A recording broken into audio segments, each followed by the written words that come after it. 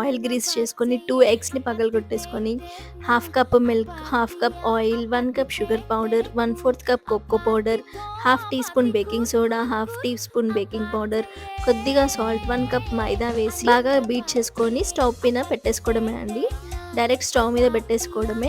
ఒక 10 మినిట్స్ లో ఫ్లేమ్‌లో కుక్ చేసుకున్నాక మళ్ళీ పెంక పెట్టేసి ఇంకొక 5 మినిట్స్ లో ఫ్లేమ్‌లో కుక్ చేసుకున్నామనుకోండి ఈజీగా బేక్ అయిపోతదండి. ఇలా ఫోక్‌తో గుచ్చి చూసుకుంటే ఫోక్ క్లియర్‌గా వచ్చేస్తే మన కేక్ బేక్ అయిపోయినట్టే. వీడియోలో చూపిస్తున్నట్టుగా ఇంకో ప్లేట్‌లోకి ట్రాన్స్‌ఫర్ చేసుకొని నెక్స్ట్ చాక్లెట్ సాస్ మేకింగ్ కోసం half cup sugar powder, half cup cocoa powder, ఒక క్యూబ్ బటర్, 1/4 కప్ వరకు వామ్ మిల్క్‌ని కొద్దిగా యాడ్ చేస్తూ బాగా బీట్ చేసుకొని స్టవ్ మీద పెట్టుకొని ఒక 3 మినిట్స్ కుక్ చేసుకుంటే సరిపోతుందండి. మన కేక్ బేస్‌కి ఫోక్‌తో హోల్స్ పెట్టేసుకొని దాంట్లో 1/4 కప్ వరకు పాలు వేసుకోవాలండి. దాని మీద చాక్లెట్ సిరప్, నెక్స్ట్ ఇలా చాకోస్, బాదాంతో గార్నిష్ చేసుకొని తినేస్తే చాలా టేస్టీగా 1 పాన్ హాట్ చాక్లెట్ కేక్